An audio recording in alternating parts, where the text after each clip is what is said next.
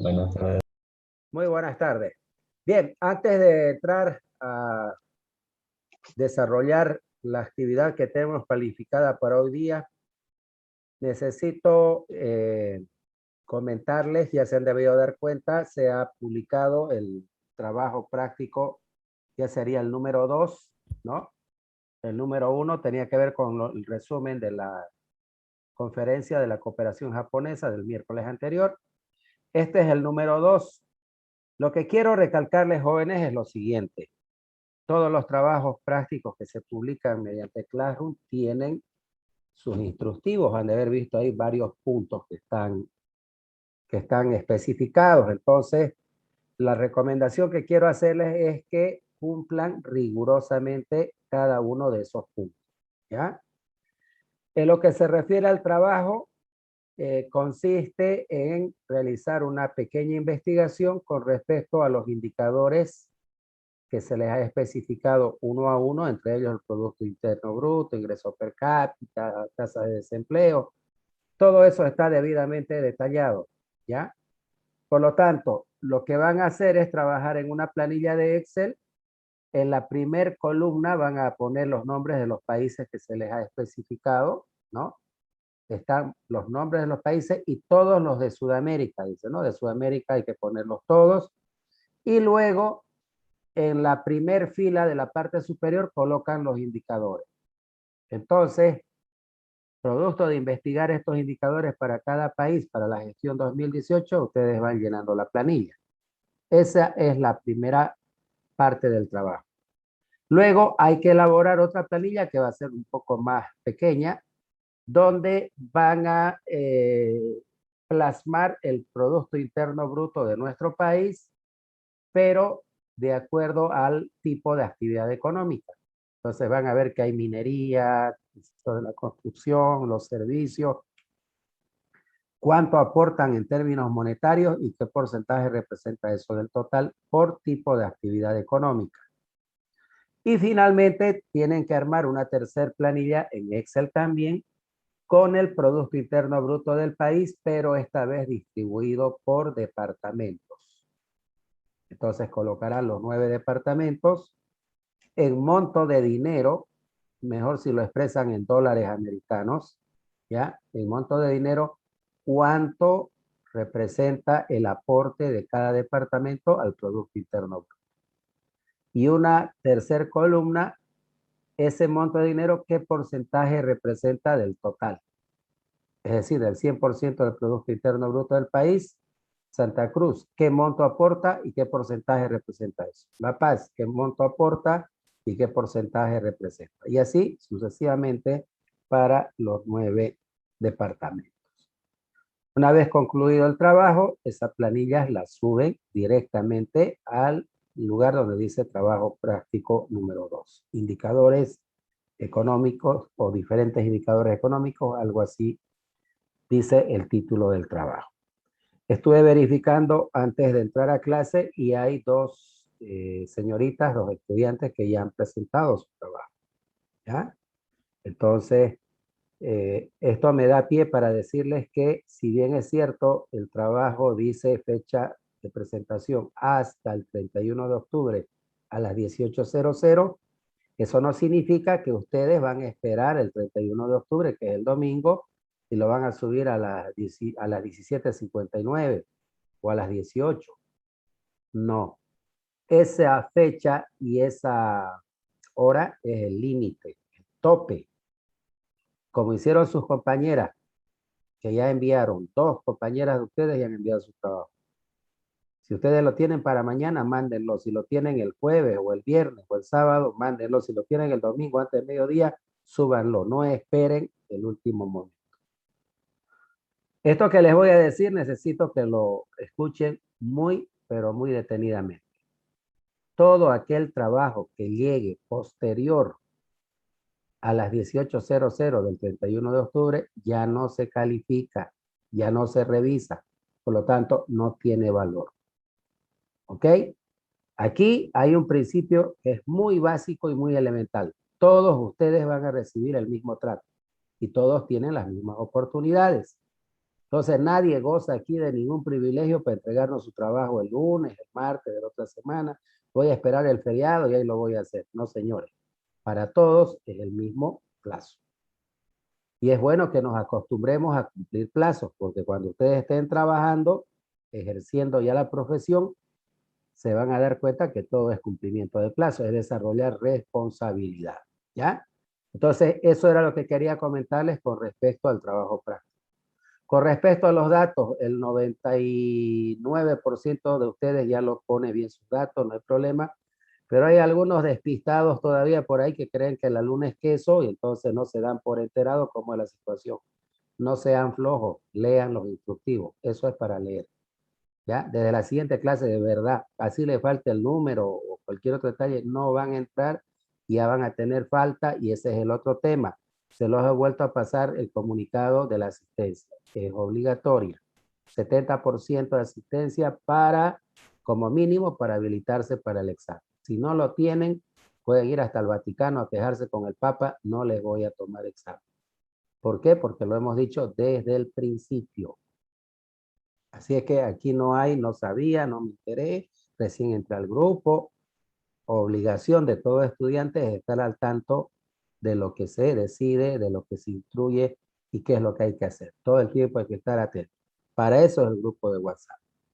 Bien, jóvenes, ¿alguna consulta, alguna duda, algún comentario antes que comencemos? Sí, ingeniero, eso de que en su hora se entrega el práctico es desde el práctico 2, ¿no?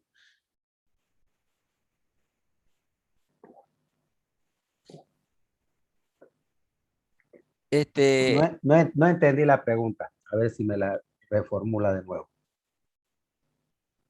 ya, en el práctico el último que nos dio del PIB, yo encontré, pero en euros encontré. Sencillo, Y Jaime. Agarra una calculadora, fíjese en internet cuánto es el tipo de cambio y no hay nada de misterioso ahí. Lo puede convertir a dólares. ya, entonces en dólar, ¿no? Claro, en dólares es mejor. Después de la tasa de interés, eso nosotros no lo calculamos, ¿no? Es simplemente buscamos ahí No, en internet y lo busca copiamos, ¿no? eso. Todo eso no tienen que calcular, todos esos datos están disponibles. Ya. Pregunta, ingeniero. Melgar, adelante. Eh, ¿Todos los datos se calculan para la gestión 2018 o es solo la Sí, primera? no, Ah, ya. todos los datos para la gestión 2018. Lo que Porque pasa es que encontré no una, tendría sentido pedir unos datos del 2018 y otros de otra gestión, porque no serían, digamos, complementarios entre sí. Entonces siempre es para la misma gestión, para el mismo periodo. ya, ingeniero, gracias. Es que pasa que encontré ¿Listo? una de este año y quería saber si servía o no. No, estamos haciendo 2018 porque con este tema de la pandemia y todo lo demás, los datos del 2020 y del 2021 van a estar como les digo, fuera de lugar, ¿no? Porque no responden a una realidad de normalidad, sino a una situación de excepcionalidad. Entonces, esa es la explicación por qué pedimos desde 2018. ¿Alguien más que quiera consultar algo? Ingeniero, había un práctico de responder una pregunta, el primer práctico, y ese decía entregar hasta las 11:59 decía. Y entonces lo hicimos, ¿no? Pero yo me confundí que esa era la hora límite, 11:59, y entonces el práctico uno lo envié a las tipo 9, digamos, porque me confié. Pero quería saber si por el práctico uno por única vez, digamos, si nos da oportunidades para que no, para que nos califique lo más, el práctico A ver, uno. Y el Jaime, práctico 2 ya aceptamos las reglas, digamos. me está confundiendo usted a la clientela, ¿ya? Ordenémonos en lo que estamos haciendo. Cuando habilité el aula de Classroom y les compartí el código, puse una pregunta para responder. Esa pregunta para responder no tiene puntuación, si ustedes se fijan, no tiene calificación, no cuenta como práctico.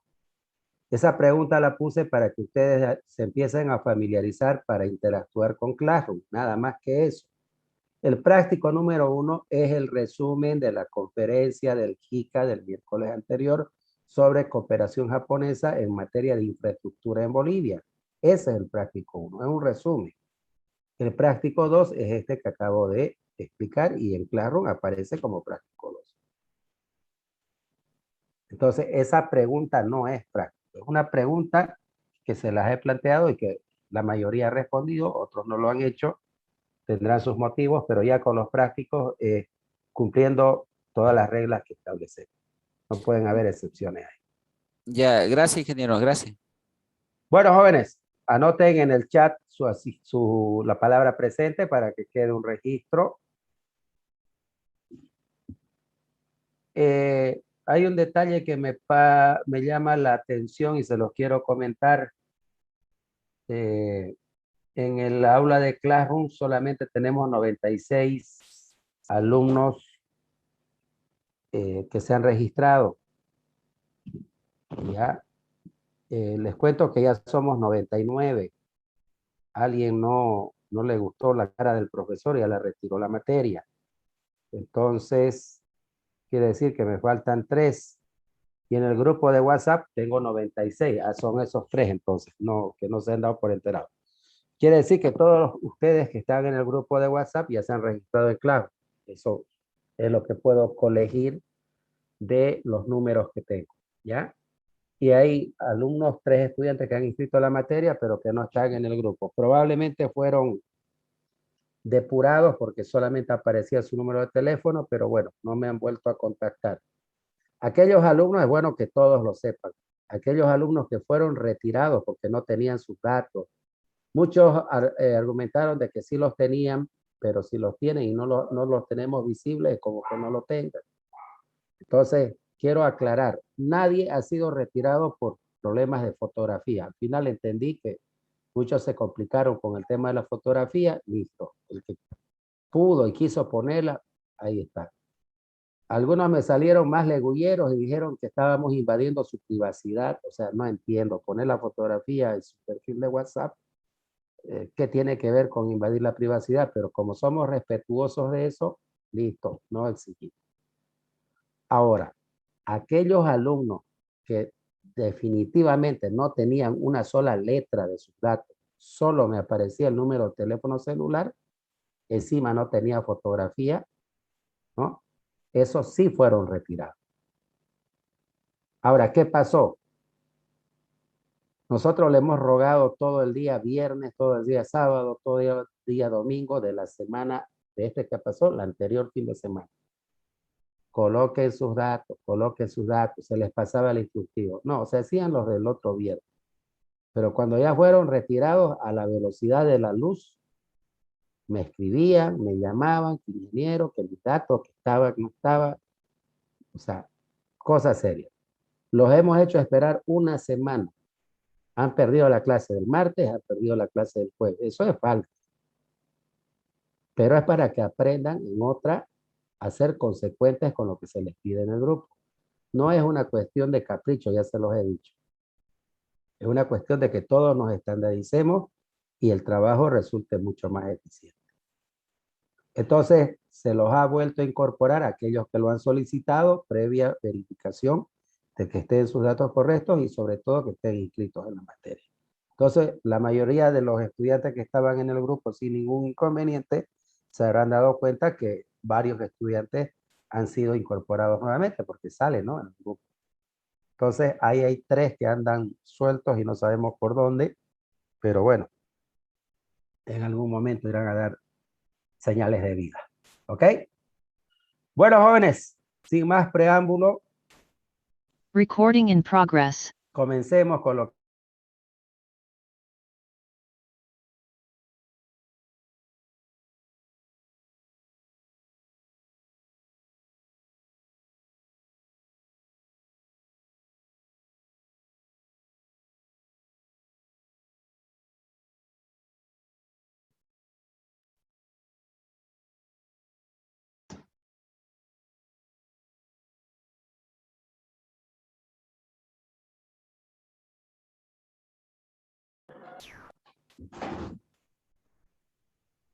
Bien, les voy a compartir la pantalla para que retomemos nuestro avance. Ingeniero, una consulta del tema anterior me generó Dígame, una duda. a La ver, empresa compra el lugar, le conviene comprar el lugar donde se va a sentar, alquilar el lugar para ver cómo le vaya en el mercado todo eso, o cómo lo realizarían. interesante la pregunta. Yo lo que le puedo decir es que no hay una respuesta que sea absoluta y que sea válida para todos los casos, ¿sí? ¿Por qué le digo esto?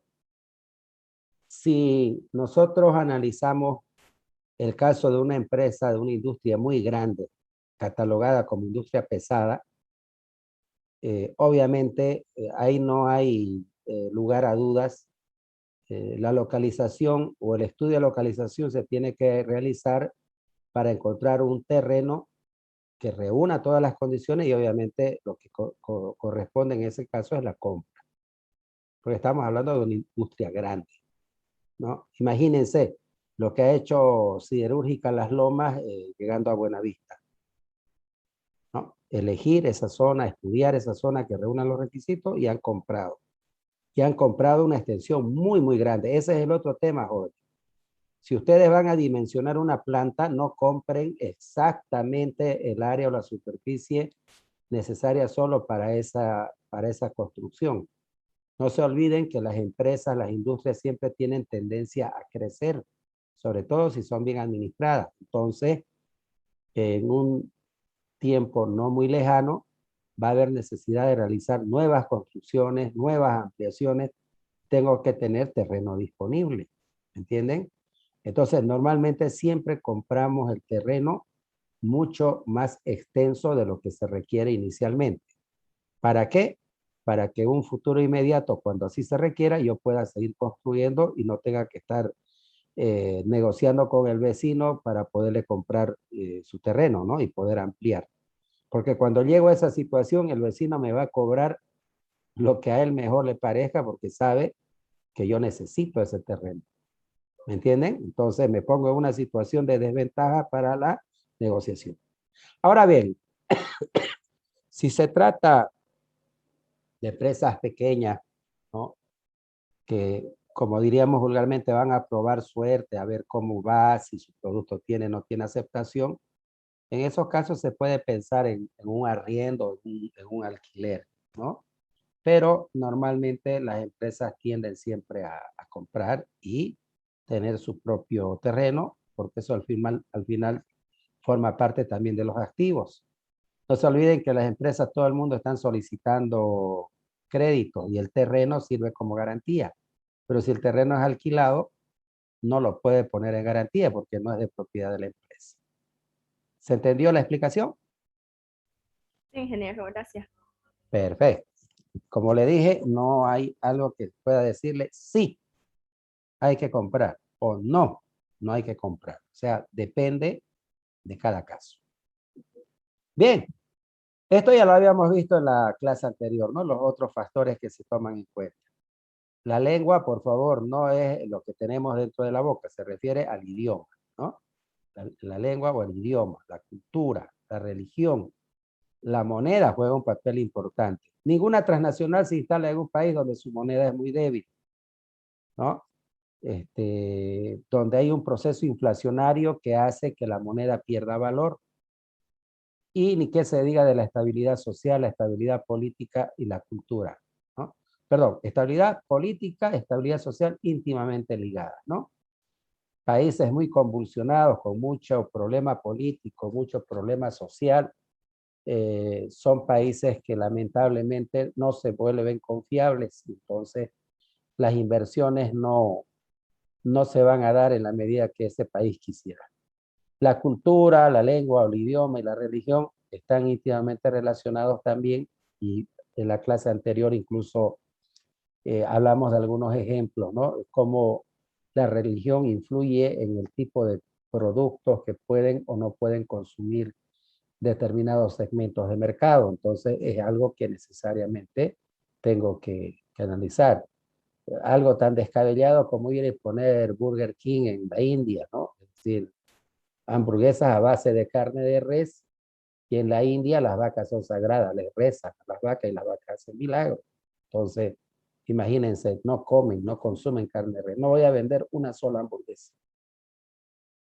De la misma manera, productos cárnicos a base de cerdo, pretender comercializar en un país musulmán, imposible. Los musulmanes no comen carne de cerdo. Si ustedes me preguntan por qué, no sabría explicarles. No sé el por qué, pero su religión no les permite.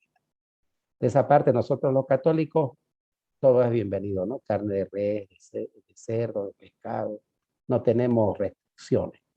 Entonces, ese es el rol que juegan estos factores. Y como verán, si bien es cierto, son subyacentes, son complementarios, pero hay que tomarlos en cuenta.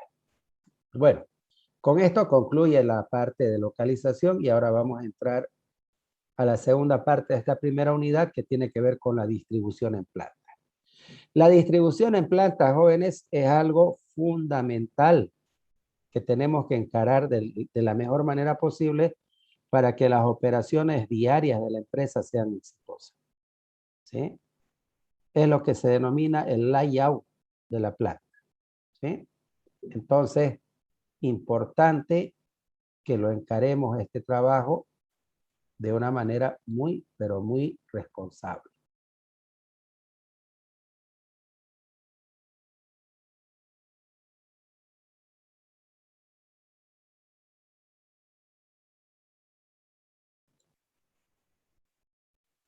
La distribución del equipo, instalaciones, máquinas,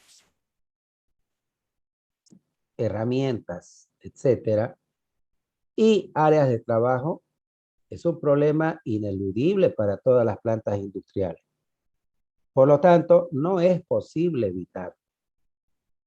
El solo hecho de colocar un equipo en el interior del edificio ya representa un problema de ordenación o de ordenamiento. Es decir, la pregunta que tenemos que hacernos es, ¿y dónde lo coloco este equipo? O sea, ¿dónde queda mejor? ¿Dónde voy a poderle sacar mayor utilidad al equipo? Entonces, esto de la distribución de todos los factores que vamos a utilizar en la producción, como son las instalaciones, las maquinarias, las herramientas, ¿no? Yo tengo que ver la manera de que estén ordenadas en una posición y en una secuencia que en primer lugar sea muy lógica, que responda a un criterio, a un sentido común, pero fundamentalmente a un estudio de fondo desde el punto de vista de la ingeniería industrial. Se dice que en muchos casos el éxito o el fracaso de una planta industrial depende fundamentalmente de cómo se ha ejecutado esta distribución. ¿Sí? Entonces, la distribución en planta no es otra cosa que establecer cómo vamos a ordenar las maquinarias, los equipos, cómo vamos a ubicar los almacenes para materias primas, para insumos, dónde vamos a colocar nuestros almacenes de productos terminados, ¿me entienden? Es decir, todo responde a un ordenamiento, ¿no? A un ordenamiento que vamos a hacer. Esto me hace siempre recuerdo, ustedes deben tener sus habitaciones cada uno, y bueno, pues ustedes tienen muebles, ¿no? Tienen lo mínimo indispensable, una cama, ropero, un escritorio o una mesa, una silla, donde van a poner sus cuadernos, sus libros, si tienen su laptop, ¿no? Y los que tienen más posibilidades deben tener otros muebles más en esa habitación. Pero les pregunto, los muebles están ordenados bajo un determinado criterio, ¿no? La cama no está en la puerta, sino cómo abro la puerta. ¿Me entienden? O sea, y les estoy diciendo algo muy descabellado para que se den cuenta. Y de vez en cuando se aburren, cada año, cada 2 años, y cambian, ¿no ve? La forma de cómo está ordenado su cuarto. Mueven de posición los muebles. ¿Por qué? Porque es como renovar la habitación y pareciera que estamos estrenando una nueva habitación. Nos da otra sensación. Porque el ser humano, si hay algo que que odia, voy a usar ese término tan feo, es la monotonía, ¿no? Ver siempre lo mismo. Entonces, cambiemos de posición, reordenemos el cuarto, pero siempre bajo criterio. Eso mismo que ustedes hacen ahí es lo que se hace en las plantas industriales, pero obviamente con un enfoque mucho más de ingeniería, con mucho más análisis, con mucho más estudio. ¿Por qué? Porque esas decisiones son importantes, vuelvo a repetir, para el desempeño de las operaciones. Ahora bien, este problema de ordenación o de ordenamiento, evidentemente técnico, reconoce además la importancia del elemento humano como parte del sistema. ¿De qué sistema estamos hablando? Del sistema productivo. Ustedes, si se ponen a pensar, el sistema productivo funciona con varios elementos o factores: energía, maquinaria, herramientas, materias primas, insumos, pero no puedo desconocer que es necesario la participación de las personas, es decir, hay humanos que van a interactuar con las máquinas, entonces son parte del sistema, por lo cual hace necesaria la consideración de la gente, ¿no? De las personas, en todos los niveles de la organización, y que estos deben comprender, deben desear y además deben emplear las estrategias de distribución en planta para alcanzar, junto a las directrices gerenciales, ¿qué cosa? El éxito de las operaciones del sistema productivo. En definitiva, jóvenes, ¿qué nos interesa? Desde la óptica, desde la perspectiva de la ingeniería industrial o desde la perspectiva de nosotros como ingenieros industriales. Nos interesa el éxito de las operaciones del sistema productivo. Para lograr este éxito, tenemos que tomar en cuenta muchos aspectos. Entre esos muchos aspectos está justamente el de la distribución en planta. ¿Sí? A eso teníamos que llegar. Ahora, para continuar hablando de distribución en planta, lo primero que tenemos que hacer es poder definir qué es la distribución en planta. Acá les he querido compartir una de muchísimas definiciones que ustedes pueden encontrar en la red, ¿no? Unas más largas, otras más cortas, otras muy iguales o similares a esta. Hay de todo. Pero siempre van a haber algunos elementos que son, digamos, imprescindibles en toda definición. Palabras más, palabras menos, todas las definiciones van a girar en torno a lo mismo. ¿Qué dice Richard Muder, que es de la persona de la cual estamos tomando esta definición? Richard Muder, en su obra Distribución en planta, la define como el proceso de ordenación o de ordenamiento física de los elementos industriales, de modo que constituyan un sistema productivo capaz de alcanzar los objetivos fijados de la forma más adecuada y eficientemente posible. Esta ordenación, ya practicada o en proyecto, incluye tanto los espacios necesarios para el movimiento del material, almacenamiento, trabajadores indirectos y todas las otras actividades o servicios como el equipo de trabajo y el personal de taller. Si ustedes se fijan, esta es una definición bastante completa de lo que realmente implica la distribución en planta.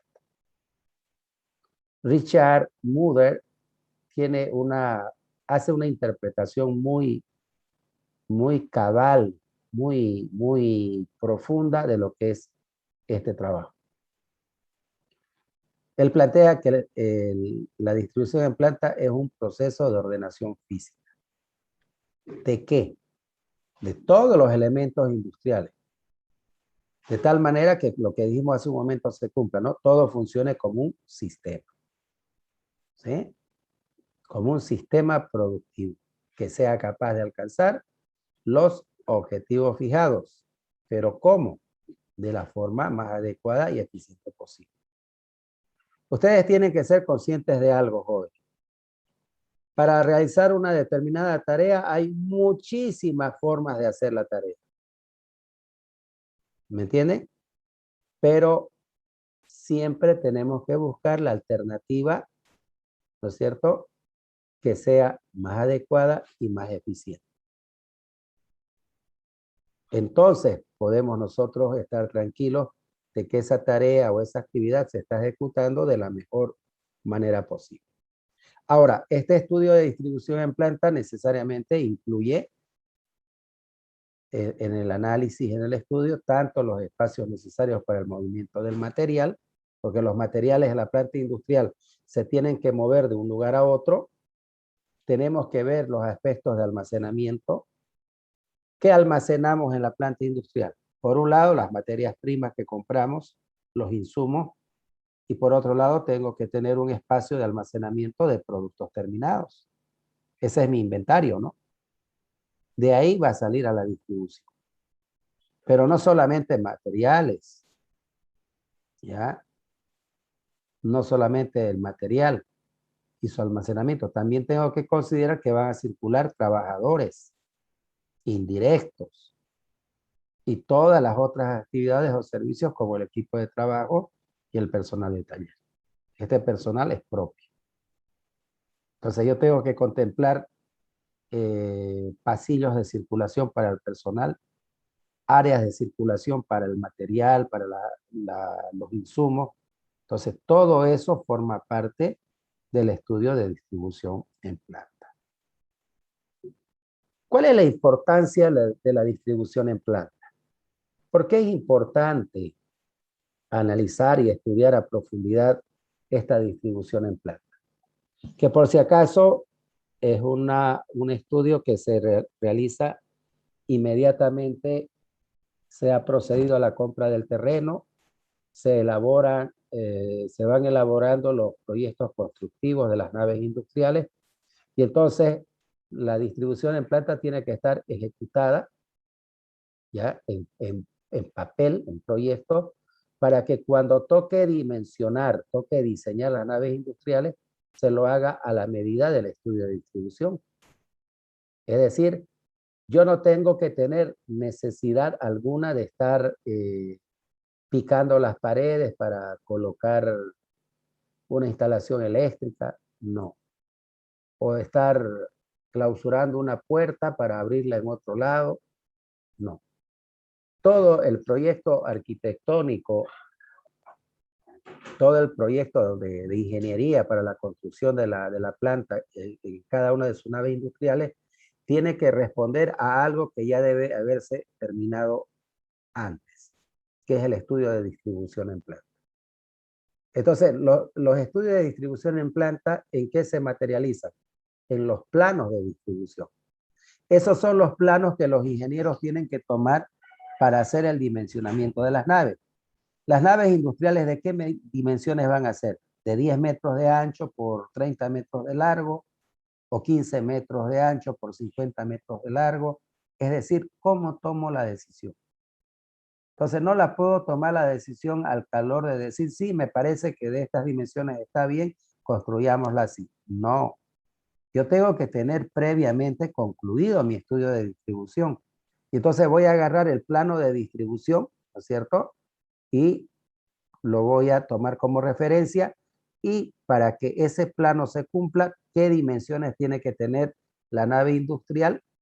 Para que todo entre debidamente ordenado, con las distancias, con las separaciones que corresponden. ¿Sí? Esa es la forma de trabajar correctamente. Ahora bien, ¿cuál es la importancia de esta distribución en planta? Primero, su utilidad se extiende tanto a procesos industriales como de servicios. ¿Qué quiere decir esto, jóvenes? Que el estudio de distribución en planta no solamente es aplicable a procesos industriales de transformación de materias primas en productos terminados. La distribución en planta también se aplica a las empresas de servicios o al rubro de los servicios.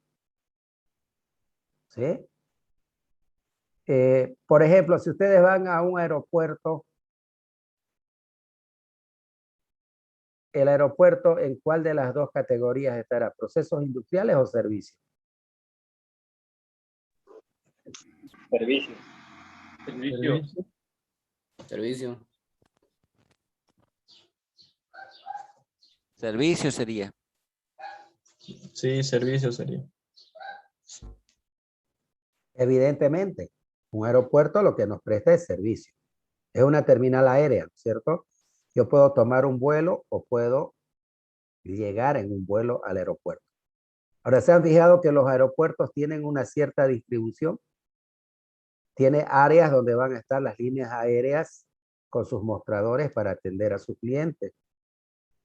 Tiene todo un equipamiento en cuanto a escaleras mecánicas, algunos tienen ascensores, tienen otra área donde están todo lo que se refiere a cafetería, comida, tienen un área de carga. ¿Se dan cuenta? Entonces, ahí podemos ver nosotros una distribución. Los aeropuertos tienen una distribución en planta muy particular. Entonces, vuelvo a repetir, el primer punto del por qué es importante la distribución en planta es que su utilidad se extiende, además de los procesos industriales, a los servicios. Pero yo diría algo más. Yo diría que podemos ir un poquito más allá. Después de los procesos industriales o el rubro industrial, el rubro de servicios, nosotros tenemos el rubro comercial. ¿Sí?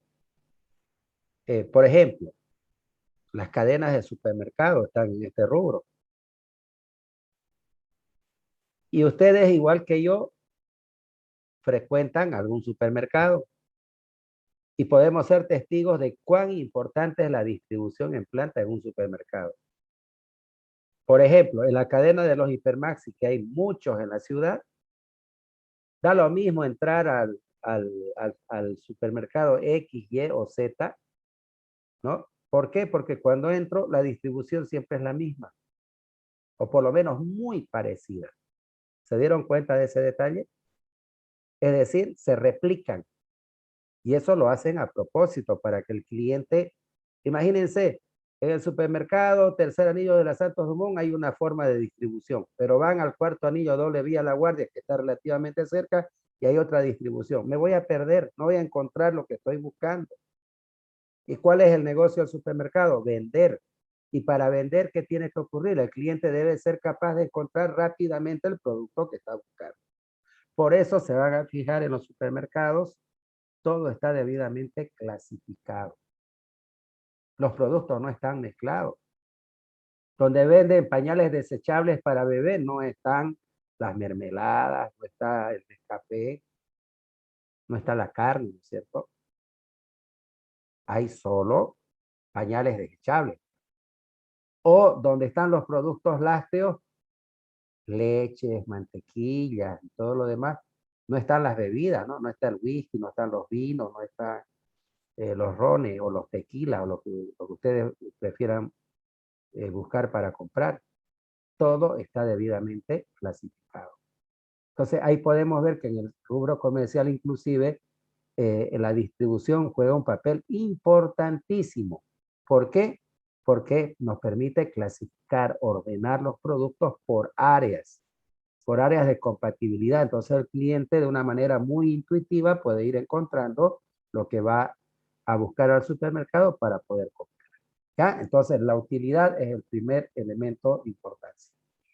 El segundo tiene que ver con el hecho de que la distribución en planta es un fundamento de la industria. Determina la eficiencia y presten atención a este detalle.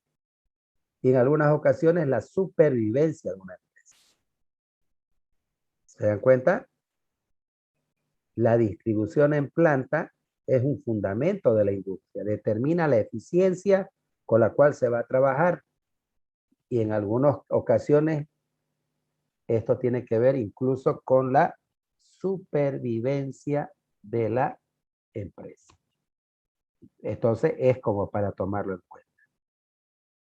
El tercer punto tiene que ver con el hecho de que la distribución en planta contribuye a la reducción del costo de fabricación.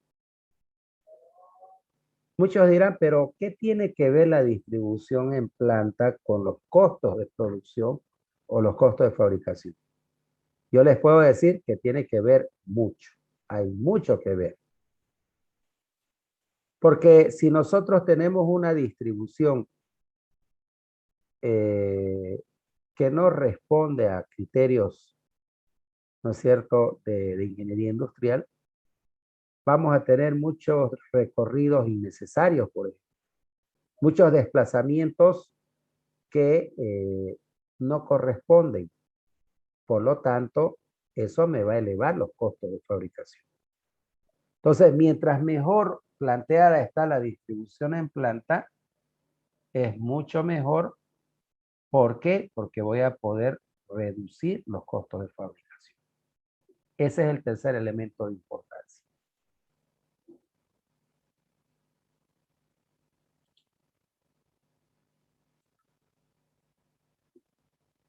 Aquí vamos a ver un poquito lo que ocurría en el pasado y luego vamos a ir aterrizando con lo que ocurre hoy en día o por lo menos lo que debería de ocurrir, ¿no? Para que se pueda realizar un trabajo de producción eficiente. En las primeras distribuciones, perdón, eran producto del hombre que llevaba a cabo el trabajo. ¿Qué quiere decir esto? El mismo empleado, el mismo trabajador que ejecutaba la actividad productiva, él mismo era el responsable de realizar o de llevar a cabo la distribución. Es decir, no había ningún nivel de especialización. Claro, el mismo trabajador analizaba qué le convenía, en qué ubicación le convenía que esté una determinada herramienta, una determinada máquina y lo ordenaba de esa manera. El arquitecto que proyectaba el edificio se mostraba un área de trabajo para una misión o servicio específico, pero no reflejaba la aparición de ningún principio, es decir, ningún principio de ingeniería industrial que pudiera ser aplicable. Y ese es el problema de los arquitectos, ¿no? Los arquitectos son muy buenos, nadie va a discutir su habilidad y capacidad que tienen para generar ciertos espacios, ¿no? Con el diseño, los materiales que ellos emplean. Pero en el ámbito industrial, nosotros necesitamos más criterios de ingeniería propiamente dicha, desde el punto de alcanzar eficiencia, eficacia, efectividad. Con el advenimiento de la revolución industrial, diríamos de la primera revolución industrial, se transformó esto de la distribución en planta en objetivo económico para los propietarios al estudiar la ordenación de su fábrica.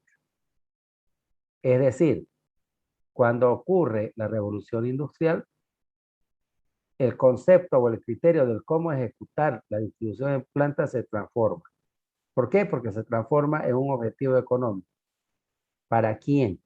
Para los propietarios de la fábrica, ¿no? Porque se dan cuenta que el estudiar la ordenación de su fábrica es algo importante y decisivo para el éxito de su operación. Con el tiempo, los propietarios o sus administradores, sus gerentes, encargados, empezaron a crear ya conjuntos de especialistas para estudiar los problemas de distribución. Con ellos llegaron los principios que se conocen hoy en día, y que son estos mismos principios que nosotros vamos a estudiar. Entonces, ahora, ¿qué es lo que ocurre? El mismo trabajador no es el mismo que se va a encargar de la distribución. Ahora hay conjuntos de especialistas que solamente se dedican a estudiar la problemática de la distribución en planta. Obviamente a ellos tengo que proporcionarles toda la información, todos todos los datos que se requieren para que haga un estudio minucioso, detallado y a profundidad. Entonces hay una diferencia sustancial entre lo que ocurría en el pasado y lo que ocurre hoy en día, ¿no? En el pasado, el mismo hombre que fabricaba llevaba a cabo, ¿no? El análisis de distribución. Ahora no, hay grupos o conjuntos de especialistas solo en distribución. Entonces tenemos que recurrir a ellos. Si nosotros hablamos de los objetivos de la distribución en planta, ¿qué objetivos se pretenden lograr? Diríamos que se busca hallar una ordenación de las áreas de trabajo y el equipo que sea la más económica para el trabajo. Es decir, que se ejecute al más bajo costo posible. Al mismo tiempo que sean las más seguras y satisfactorias para los empleados. Jóvenes, la distribución en planta tiene una incidencia muy, pero muy grande con lo que es seguridad industrial y salud ocupacional. Está íntimamente ligado. Por eso dice que sea la más económica para el trabajo, al mismo tiempo que sea la más segura y satisfactoria para los empleados. Es decir, la distribución en planta, el cómo está ejecutada, tiene que ver mucho con la probabilidad de que ocurran accidentes en la planta. Las ventajas de una buena distribución en planta se traducen ¿en qué? En reducción del costo de fabricación. Entonces, así como la distribución en planta está ligada o está relacionada con la seguridad industrial y la salud ocupacional, esta distribución en planta también está relacionada con la estructura de costos de fabricación. Como resultado de alcanzar los beneficios de los siguientes objetivos. Es decir, este objetivo general, si ustedes quieren, se plasma a través de 4 objetivos específicos. ¿Cuál es el primero? Unidad. ¿En qué consiste este objetivo de unidad? En alcanzar la integración de todos los elementos o factores implicados en la unidad productiva para que se funcione como una unidad de objetivos. Es decir, que todos estén integrados. Todos los factores que intervienen en la producción deben estar integrados, deben estar unidos. A esa unidad se refiere. El segundo objetivo se denomina circulación mínima. ¿A qué se refiere la circulación mínima? ¿Ustedes ya vieron ingeniería de métodos o todavía? Ya vimos ya. Ya vieron. Ya vieron tiempos, desplazamientos, movimientos. Esto está relacionado con eso. Procurar que los recorridos efectuados por los materiales y hombres de operación a operación y entre departamentos sean óptimos, lo cual requiere economía de movimientos, de equipos y de espacio.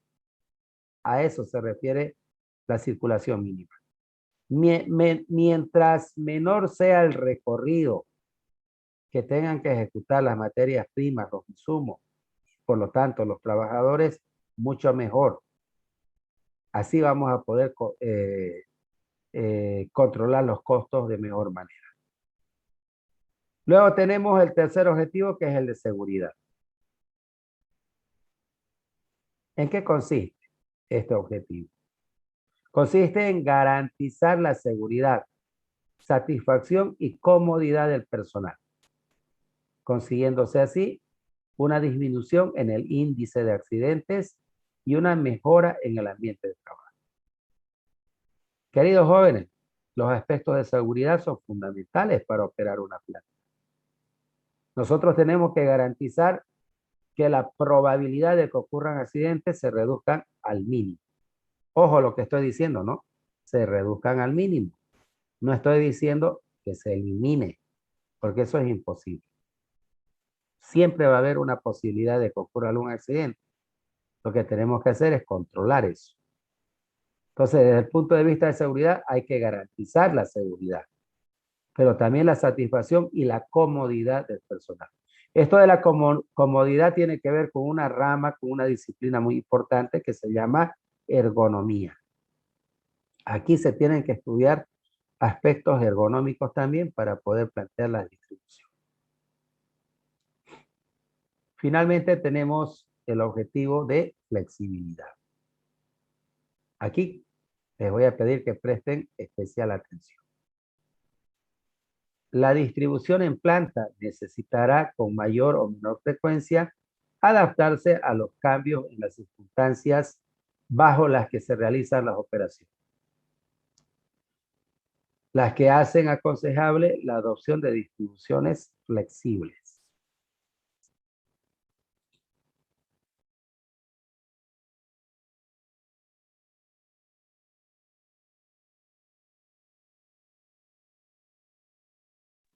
Jóvenes, ¿qué quiere decir una distribución flexible? Nos vamos a detener un poquito en esta parte. Una distribución flexible se refiere a una distribución en planta que puede ser fácilmente modificable o adaptable. Si nosotros no tomamos en consideración este objetivo de la flexibilidad y diseñamos una distribución en planta muy rígida, cuando querramos hacer algún ajuste, alguna modificación, nos va a llevar mucho tiempo y nos va a hacer incurrir en mucho costo, mucho gasto. Entonces, así no sirve nuestra distribución. Toda distribución en planta debe ser flexible. ¿Qué implica eso? Que cuando yo necesite, por algún motivo, realizar una modificación en esa distribución en planta, debe resultarme relativamente fácil realizar esa adaptación o ese cambio. No se olvide lo que les decía hace un momento, las industrias tienden a crecer. Entonces va a haber más requerimiento de nuestros productos, vamos a tener que aumentar los volúmenes de producción y para ello voy a comprar más maquinaria o voy a modernizar la que tengo. Entonces mi distribución en planta tiene que ser lo suficientemente flexible para adaptarse a una nueva cantidad de máquinas o a unas máquinas que tecnológicamente son más avanzadas. Esos son, jóvenes, los 4 objetivos que busca concretar una distribución en planta. Unidad, circulación mínima, seguridad y flexibilidad. Ingeniero, una duda, no estoy asociando bien bajo los cambios en las circunstancias. ¿Me puede explicar, por favor? No lo asocio, no lo estoy... Lo que pasa es que más adelante lo vamos a explicar en detalle, ¿ya? Pero para que usted cierre el concepto y cierre la idea, porque la entiendo, no encuentra cómo cerrar ese concepto, ¿no? ¿Qué rol juega esas circunstancias bajo las cuales hay que realizar los cambios? ¿Qué es lo que ocurre? Supóngase que usted tiene que aumentar el volumen de producción, ¿no? Usted producía 10.000 unidades semanales, ahora tiene que producir 15.000. ¿Cuáles son las razones? No es el momento de discutir eso, ¿no? Usted tiene que aumentar la producción. Para ello, con la capacidad que tiene instalada, no lo va a poder hacer. Entonces, seguramente se van a adquirir nuevas máquinas, se va a contratar más personal. Y si su distribución que ya usted tiene en su nave industrial o en su galpón, como dicen comúnmente aquí, ¿cómo hace? No puede mover ni una máquina porque resulta que la fijaron al piso. Entonces no es flexible. Es como que usted en su habitación a su catre le ponga tarugos y tirafondos, ¿no? Y los asegure como para nunca más mover. El día que usted quiera mover y redistribuir dentro de su habitación, va a necesitar una llave para aflojar los tirafondos, va a perder tiempo, al final se va a aburrir y no lo va a hacer. Eso es rígido. Entonces tiene que ser flexible. Resulta que hay una serie de circunstancias. Vuelvo a repetirle, lo vamos a estudiar más adelante, ¿no? Que nos van a no diré obligar, pero nos van a hacer sentir la necesidad de que hay que hacer una redistribución. Entonces, por eso es que la flexibilidad es importante. Ninguna distribución en planta debe ser muy rígida, porque vuelvo a repetir, nos va a costar mucho trabajo y además vamos a tener que gastar dinero para realizar alguna adaptación. Las adaptaciones o las redistribuciones deben poderse realizar muy fácilmente. Y eso ocurre cuando hay flexibilidad. ¿Está bien? Sí, Ingeniero, entonces, digamos que la distribución en planta nos sale, digamos, unos 20 metros cuadrados, digamos. Entonces, para ser flexible, lo hacemos en 24 metros cuadrados, digamos, algo así, para que tengamos No, posibilidades de crecer. no. Eso es otra cosa. Ya. Usted cuando hace el estudio de distribución en planta va a llegar a tener un plano. La máquina A va a ir en esta ubicación, la máquina B en esta otra, ¿entiende? A ver, hasta aquí vamos a llegar con esto. La siguiente clase tenemos que ver justo lo que preguntaba la estudiante Chavarría, ¿no? ¿Cuáles son esas causas para la redistribución? Esto lo vamos a ver en la siguiente clase. No les voy a hacer un plano, pero sí les voy a hacer un esquema para que ustedes vean de lo que estamos hablando. Cuando yo hago la distribución, ¿ya? Cuando yo hago la distribución, voy a ir viendo. Aquí voy a colocar una primer máquina. Aquí va a venir otra máquina, un poco más grande, ¿no? Acá voy a colocar otra máquina, ¿sí? De repente una distribución lineal muy simple, solamente para explicar. Y luego voy a tener otra fila de máquinas aquí, ¿no?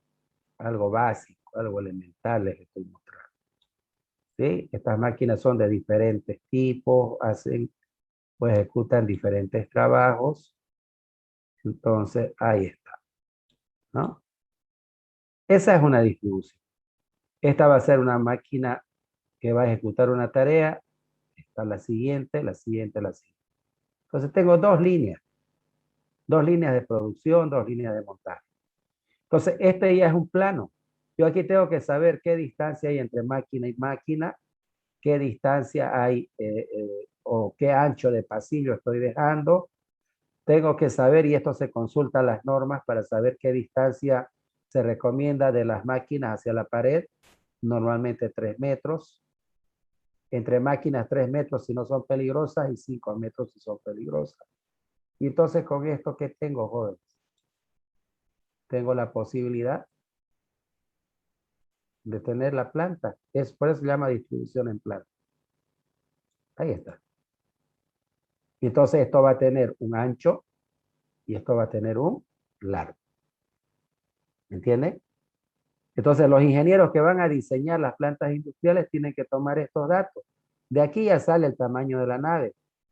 Pero esto es mucho más complejo todavía, porque estas máquinas van a necesitar energía, ¿no es cierto? Tengo que tener tomacorrientes para cada una. Unas serán monofásicas, otras serán trifásicas. Entonces tengo que contemplar ese detalle. Resulta que alguna de ellas va a necesitar... que tiene un sonido de mierda ese, ya me escuché, te digo. Ahorita lo que subiste ya está acá. Ahorita vas a ver. Mauricio, limpia tu micrófono. No le diga nada, lo vamos a sacar de clase. Y la próxima ya va a tener más cuidado.